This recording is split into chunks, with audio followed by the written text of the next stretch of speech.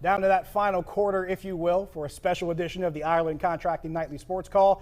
After a Steelers 27-15 win over Buffalo in the second preseason game, Josh Taylor, Ryan Shazier, former Steelers linebacker, joining me. We are taking your phone calls, 412-575-2600 on the Borders and Borders hotline, and we are heading straight out to West Mifflin. That's where Rachel is. Rachel, you're on the Nightly Sports Call. Hey guys, thanks for taking my call.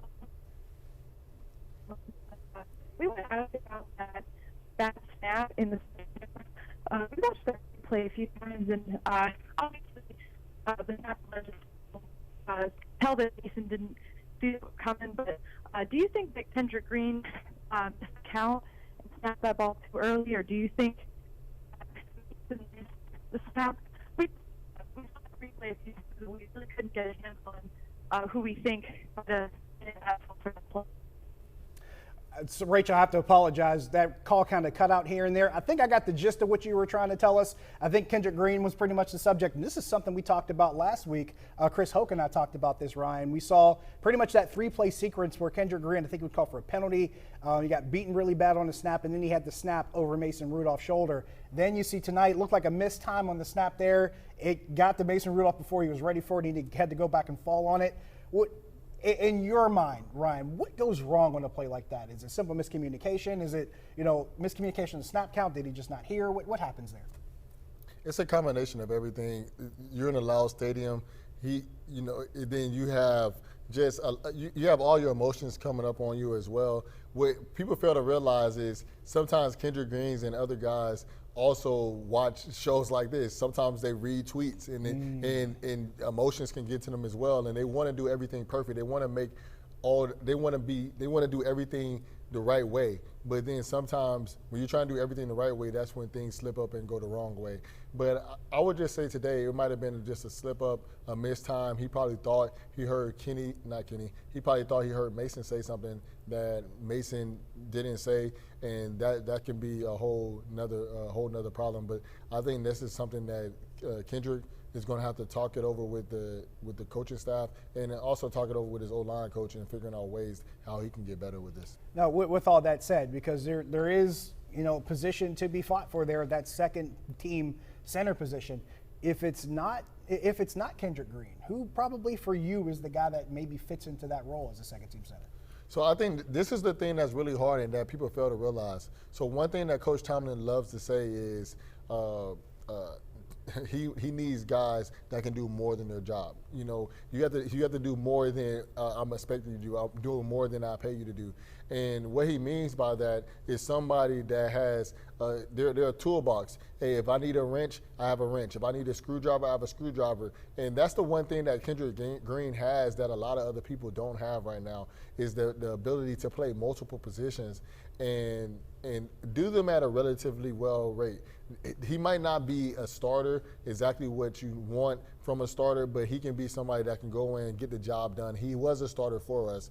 Go in there, get the job done, and do it for a decent amount of time until the starter comes back. So that's one thing that he does do a good job of right now, and I think that the team understands that. So that's one thing that I think he continue to work on, but it is a tough position for him to be in right now, and honestly I don't know who would take his spot. Yeah, it's one of those situations where if you're a guy that's maybe trying to contend for that position, you don't want to see it as, oh, this is my opportunity. But at the same time, Mike Tomlin talks about it all the time, 2 dogs, 1 bone. There's somebody else competing for that job. So there's somebody out there waiting for that opportunity. And if it does come by, and this is where that third preseason game comes into play, we'll see if somebody's actually able to maybe jump in there and maybe take that position, or maybe try to find a way to earn themselves into a job, whether it's that position specifically or maybe just in a backup, offensive line spot, because there are teams that like to have that swing interior guy, and they maybe have a swing tackle too, like you mentioned, the guy that's the toolbox. There's a bunch of different things, so maybe that becomes an option as well. We're going to talk to Carl in Gibsonia. Carl, you're on the Nightly Sports Call. Hi, guys. I'm excited to see Nick Herbig. He was able to do well from the right side of the defensive line last week, the left side of the defensive line this week. I saw him do some bull rushing. Tells me he could fill in for TJ and Highsmith. What do you think of that? Yeah, good call there, Carl, and I appreciate the thought process behind that. And Ryan, we saw pretty early in this game, I want to say it was the second or third series on defense, we saw Nick Herbig in there. We saw Marcus Golden in there. They were in there next to DeMarvin Leal and Cam Hayward, which leads me to believe Mike Tomlin wanted to see these guys get opportunities with some of the guys on that first team and see how they can go up against the ones on the other side. Your thoughts on Nick Herbig, and you pointed this out, 2.5 sacks and a forced fumble in a couple preseason games. Now, granted, once again, you give the caveat, it's just the preseason. But this time around, he was going against starters, and he looks like he did pretty good there. The one thing that you do love about preseason, everybody might not be going full speed, but there are some guys that are going full speed. And Nick Herbig was the guy that was going full speed today. The team liked what they seen, so they wanted to make sure that he got reps with the ones. And he just to see what type of pass rush he has versus the starting O-line versus the Buffalo Bills, who are one of the better teams in the NFL. So with him being able to go out there and show his pass rush moves, to show his ability to play on both sides of the field, it really helps the offense, the defense understand, hey, we have another tool in the toolbox. We have a guy, if TJ needs a breath, he needs a breather, we can put in Nick Herbig. But the one thing that's also really exciting about him is that when you put him in, he's just not a resting piece. He's not somebody that old lineman can come in and be like, all right, we don't have TJ today, or I don't have to be as serious. No, this is a guy that can come in here and give you serious pass rush moves, as well as Marcus Golden on the other side. And I think that's really exciting on a defense when you have a young piece that's literally listening to everything that TJ is saying, everything that Alex is saying,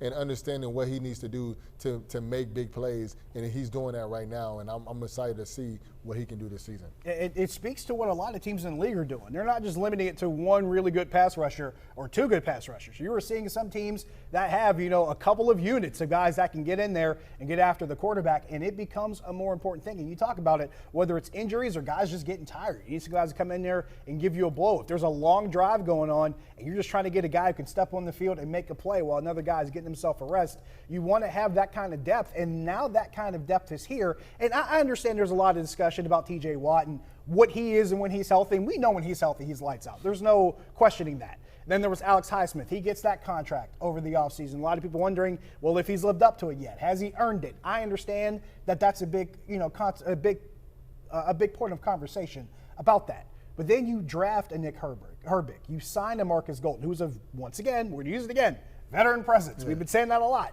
But you bring in a veteran backup guy who, for all intents and purposes, when he talked about it, wanted to be in Pittsburgh, wanted to have this opportunity, knew the role that he would have when he came in, just wanted to step on the field with this organization, have an opportunity. Then you have Herbig, a rookie who's showing some promise. Now you have 4 guys that can get after the quarterback, and not just 2. And like you mentioned, God forbid something happens like week 1 last year where you lose a TJ Watt, and now you see things kind of change as far as who the alternatives are. Well, now you got alternatives that feel a lot more strong as a comparison to last season. That's the one thing that every team wants. They want depth. They want guys that they can believe in, guys that they can trust in. And for those who don't think that Alex Highsmith has lived up to it, the year before he had 9, I think around 8.5, 9+ sacks, and then he had 14.5 sacks with TJ being out majority of the season. So if he hasn't lived up to it, I don't know what guy you are wishing for, because to me he's showing me that he's lived up to it. But when you look back at Marcus Golden, a veteran presence like we said, who is a great pass rusher in himself, then you also have Nick Herbig. To me, this is exactly what every team wants. You want depth. You want a team that you can believe in. Just like we believe in Jaylen Warren on the running back side, now we have other D linemen that we can believe in, outside linebackers that we can believe in on the outside interior. When TJ Watt comes out, we can spell him with Nick Herbig. When Cole Holcomb comes out, we can spell him with Quan Alexander. When Patrick Peterson comes out, we can spell him with a Levi or Joey Porter Jr. And the same thing when it happens with the safeties with Keanu O'Neal, or when you think of KZ. Yes. And it's the same thing on the offensive side. So the fact that the one thing that I'm noticing that the Pittsburgh Steelers have done a really good job of is getting depth, but the depth that they have is depth that you believe in and depth that you see, hey, we could put this guy in and he's going to make a serious impact, not just be a placeholder like somebody's coffee mug. You talk about depth at the different positions here, and another one I think stands out, and I'm glad you alluded to it, was the secondary, because there is depth at safety. And you talked about the corner position, because there's Levi Wallace, there's Patrick Peterson, and then there's Joey Porter Jr. We have a tweet to that effect. You know, the possibility now that we've seen Joey Porter Jr. get that first, preseason action, we've seen him go back and forth. We talked about the back and forth with him and George Pickens in practice. He gets that first interception in the preseason game. But now the questions are starting to arise here. We got a tweet about one, the possibility of us seeing him in that starting role in week 1. Do you think we're at that point yet? Do you want to see more from him? The possibility of that happening. Where do you stand on that? So I've known Joey since he was a kid. And the thing is, everybody wants Joey to start. He's a Pittsburgh kid. He's kind of like Kenny Pickett. Everybody wanted Kenny Pickett to start from week 1, but when he started versus the Jets, that was the right time for him to start. And the coaching staff and Coach Tomlin, he's been coaching for 17 years. He understands when it's the right time for people to start. He understands when it's time to put those guys in place. Everybody's seen one pick in the in the preseason and think, hey, this is a starter. This guy needs to start right now. And I can say Joey can start right now. He's a phenomenal player. But one thing that a lot of people fail to realize, Levi Wallace played really well last year. Yep. And one thing that we also got to realize is Patrick Peterson is on the other side. Mm-hmm. So we have to really think about what role is JJ going to play, Joey Porter Jr. going to play, because are you going to move Levi Wallace inside now? Who is taking his place? And obviously, we drafted him to have him play, but we just have to make sure that he's ready for the moment. And he's taking first-team reps. He's playing with the first team. But I think Coach Tomlin and this coaching staff understands when it's the right time for him to play. Yeah, you mentioned Levi Wallace. He had 4 interceptions last season. Patrick Peterson, of course, had 5. Minka Fitzpatrick was tied for the league with 6. But Levi Wallace had 4. So it's not like, he wasn't having any kind of production. He was getting some work done, too. Had a big play also against the run this evening. And you talked about a big tackle for a loss that Levi Wallace made. And it's not like Levi Wallace is some, FCS guy. Nothing against FCS. I'm an FCS guy. But this is a guy out of Alabama. He has some pedigree. He's played in the SEC. He's not playing against the Little Sisters of the Poor, so to speak. So he's a guy who has pedigree. He's a guy who has experience. And once again, we'll say it again, he's a veteran, and he steps in and is able to make some plays too. But it also comes back to what we talked about before, the depth on this team at different positions, at corner, at safety, at inside linebacker, outside linebacker, on a defensive line. I had this discussion with Chris Hoke last week. I said, the last time we saw this defense this deep, you probably played on it. And he said, you know what, I think you're right. It comes back around to the work that Omar Khan and previously Kevin Colbert, you can't leave him out, 100%. The work that they did bringing this group around and bringing in such a young group here to become the next wave of that defense and become guys that can move into that position. Well, we are at I guess you call it the 2-minute warning, but we're coming up out of time here. Ryan, appreciate you joining us. Really great time. Hope we get to do this again, man. Not bad for you talked about your rookie appearance and having your first interception in the preseason game. You did pretty good here, too. We appreciate it. For Ryan Shazier, for our producer, Steve Banko.